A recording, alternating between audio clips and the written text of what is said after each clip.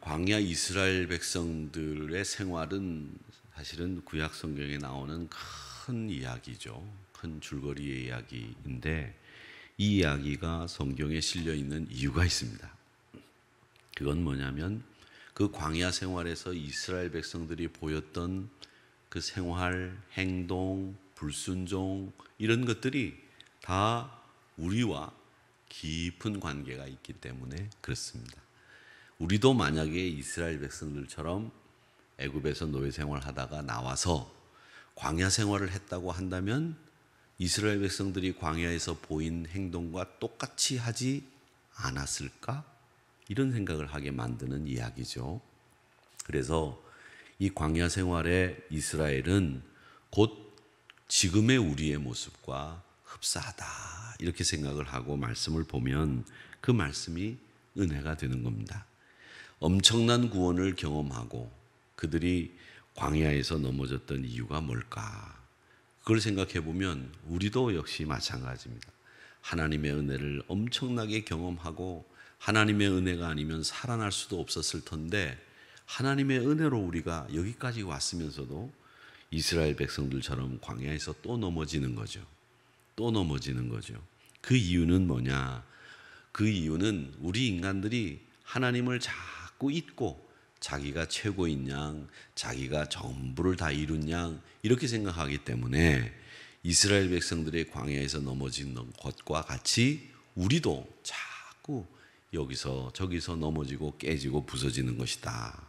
그리고 그런 일들이 앞으로도 얼마든지 일어날 수 있다. 이런 생각을 가지고 말씀을 보면 우리는 그 광야 생활의 이스라엘 백성들이 은혜가 되는 거고 반면교사가 돼서 우리는 그렇게 살지 않아야 되겠다라는 생각을 하는 거죠.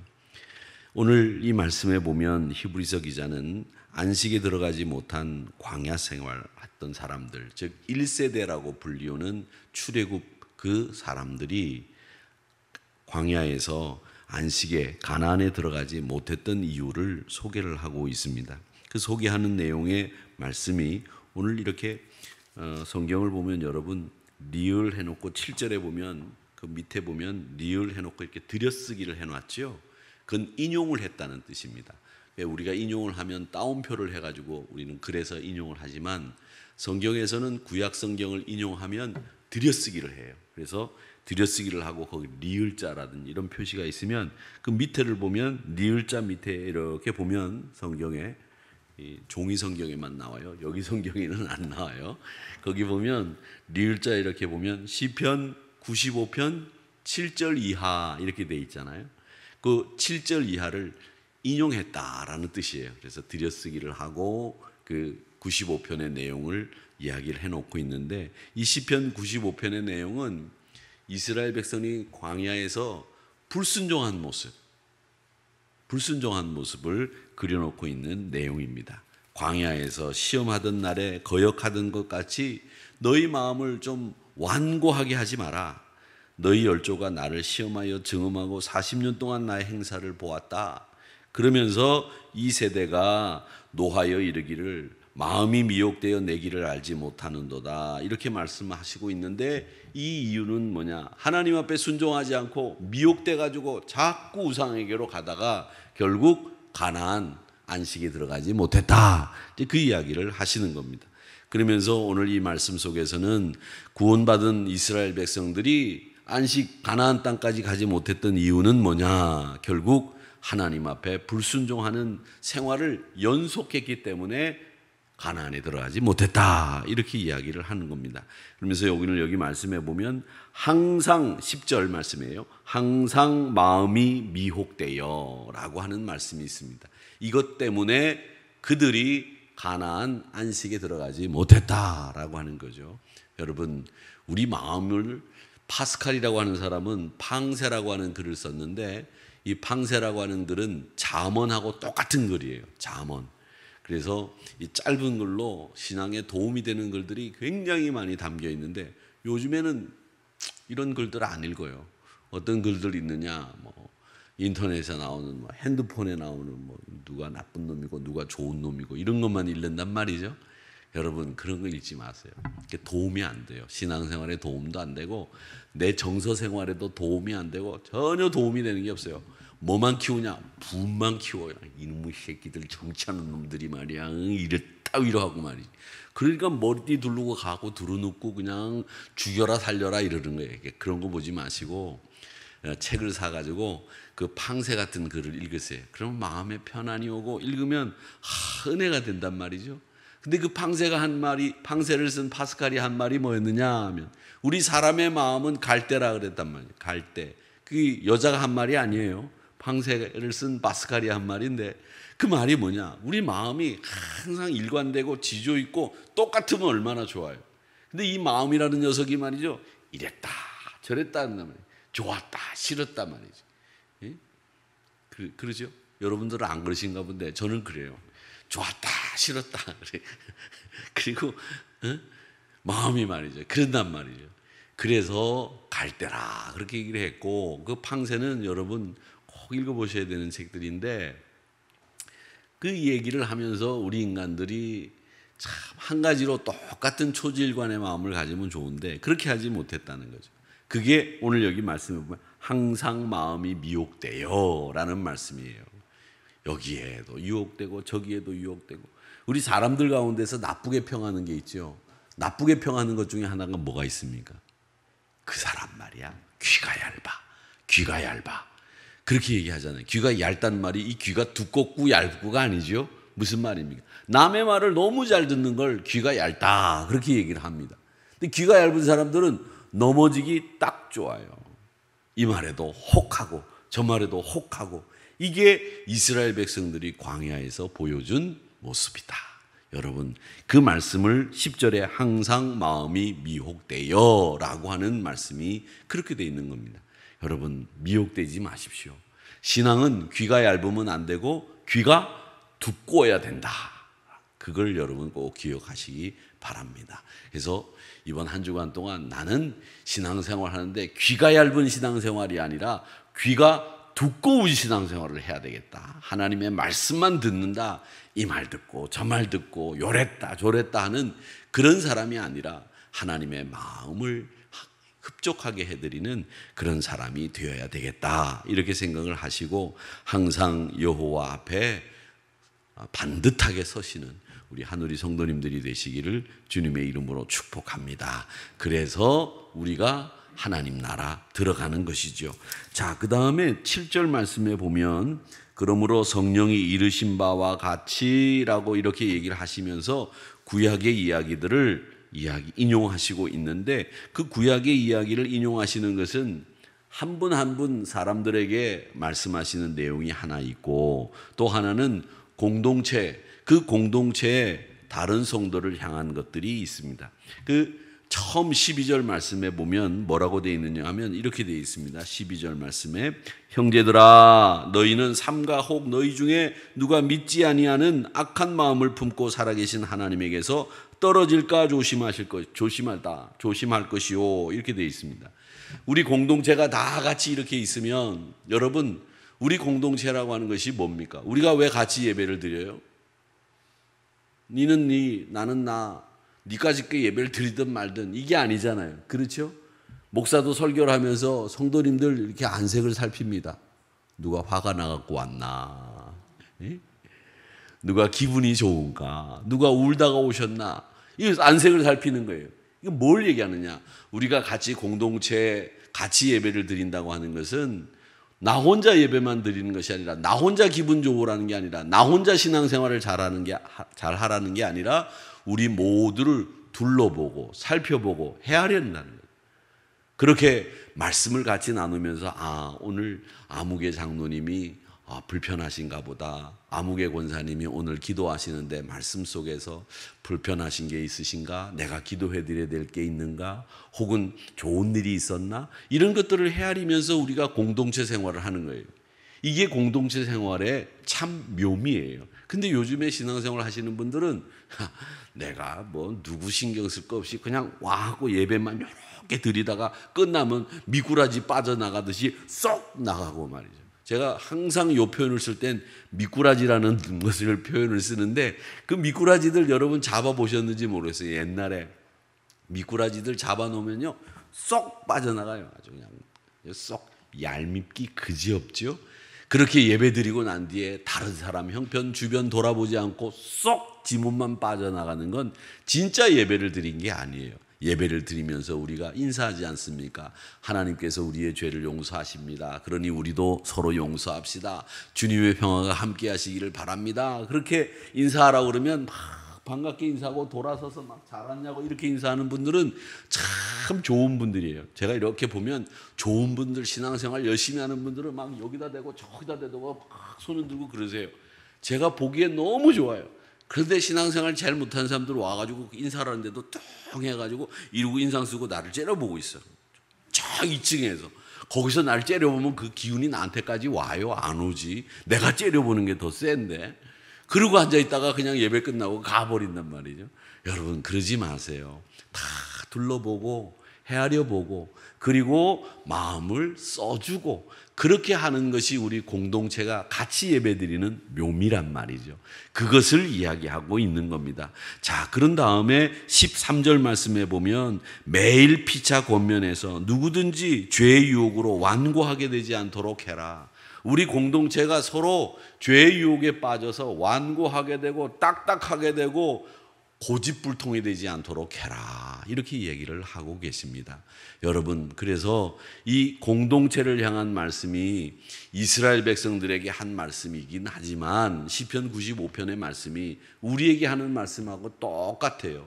우리에게, 우리 남한테 신경 안 쓰고 자기 몸 건사하기 바쁘고 남한테 기도하지 않고 남의 기도 들어주지 않는, 그리고 기도해 주지 않는 이런 공동체가 돼서는 안 되고, 여러분 만나는 대로 기도할 거리가 뭐가 없는지 헤아려 보고 같이 기도해 드리고, 그리고서 힘 모아가지고 기도하는 중에 역사가 일어나는 거예요. 야고보 기자가 얘기하지 않았습니까? 믿음의 기도는 병든 자를 일으킨다, 그렇게 말씀하셨습니다.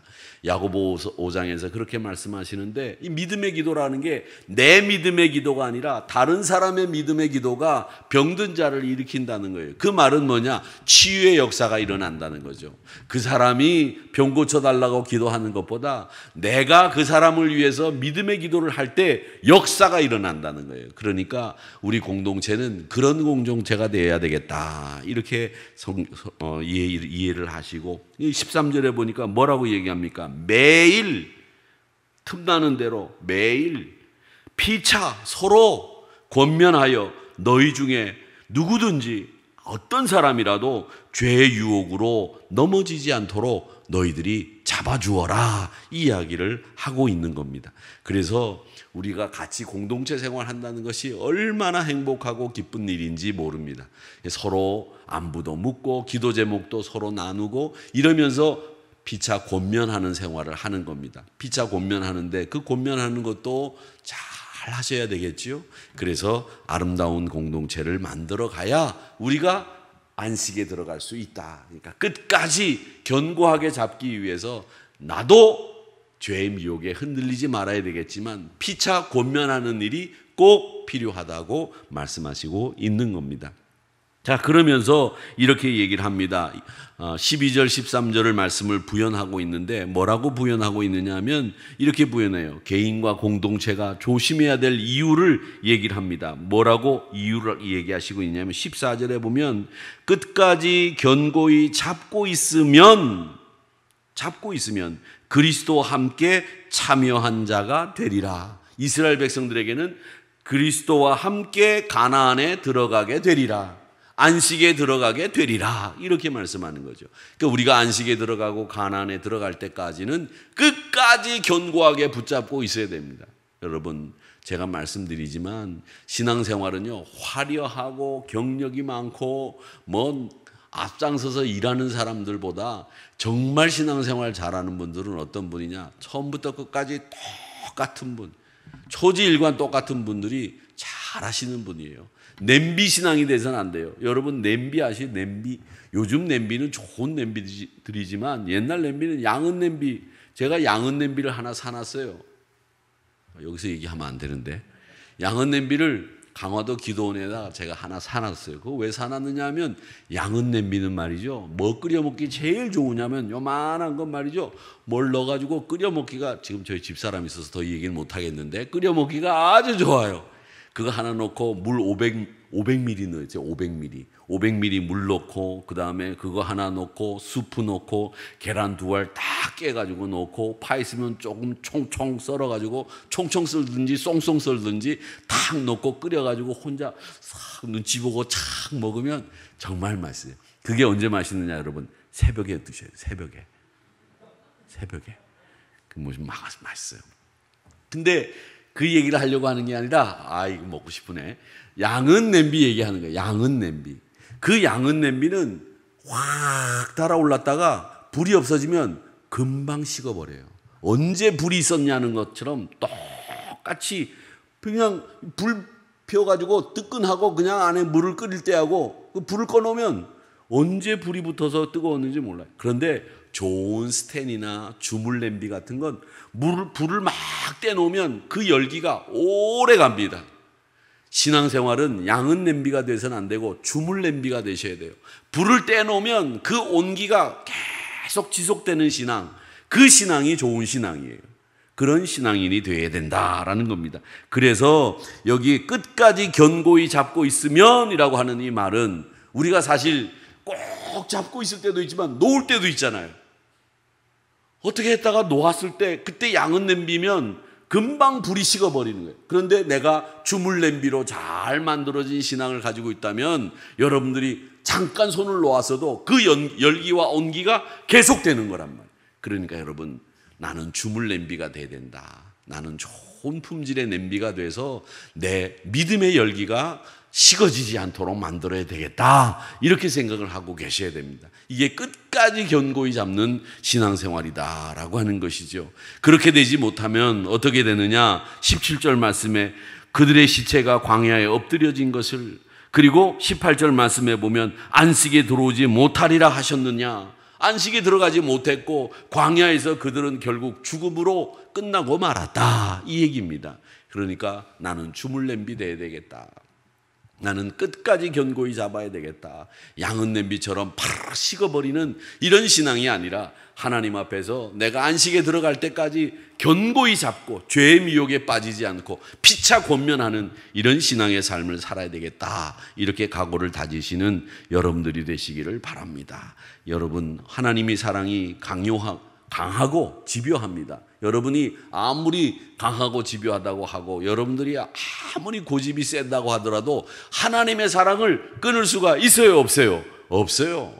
로마서 8장에서 그렇게 얘기합니다. 바울 사도가 하나님의 사랑에서 누가 나를 끊을 수 있겠느냐? 내가 곤고하다, 내 죄의 상태에서 누가 나를 벗어나게 할 수 있겠느냐? 이렇게 얘기하지만 하나님의 사랑에서 끊어낼 사람이 아무도 없다고 얘기했거든요. 하나님은 나보다 더 질긴 분이에요. 그거 아셔야 되지요. 하나님은 나를 한번 꽉 물었으면 안 놔요. 내가 타락하고 죄의 유혹에 미혹에 빠져서 잘못되는 걸 그냥 두고 보시는 분이 아니에요. 어떤 사람을 동원해서라든지 나를 하나님 품으로 인도해내시는 분이 우리 하나님이란 말이죠. 잊지 마세요. 그 하나님 강하고 하나님이 집요하신 분인데 우리도 고집스럽고 아주 완악하거든요.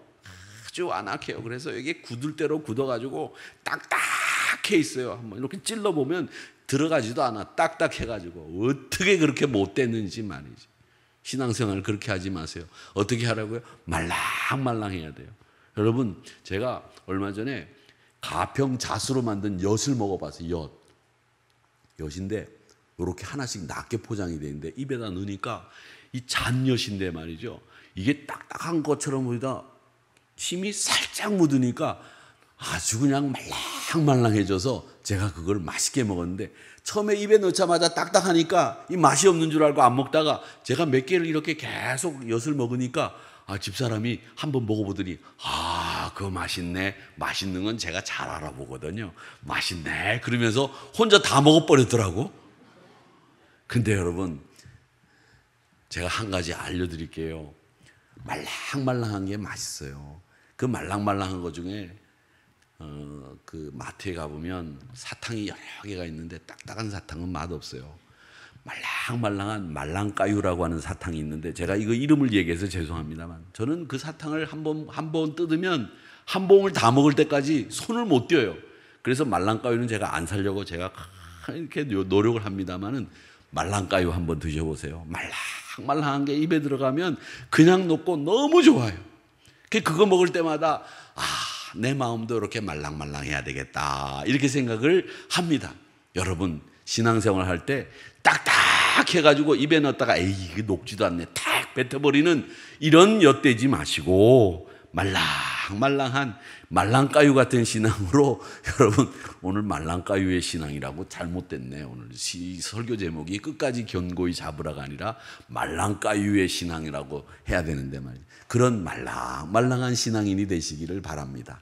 하나님 말씀 들으면 예, 하나님이 명령하시면 알겠습니다. 이런 말랑말랑한 신앙의 주인공이 되는 것이 우리의 목표입니다. 오늘 이번 한 주간 동안 그런 신앙으로 살아가시기를 바랍니다. 완고하고 고집불통인 이런 신앙이 아니라 하나님 앞에 예만 있는 이런 말랑말랑한 신앙인이 되셔서 죄의 미혹에 빠지지 않고 항상 하나님이 주시는 말씀대로 충성하는 우리 한우리 성도님들이 되셔서 끝까지 견고히 잡는, 그래서 안식에 들어간 가나안 이스라엘 백성들처럼 오늘 가나안에 다 들어갈 수 있는 믿음으로 중무장하시는 여러분들이 되시기를 주님의 이름으로 축복합니다.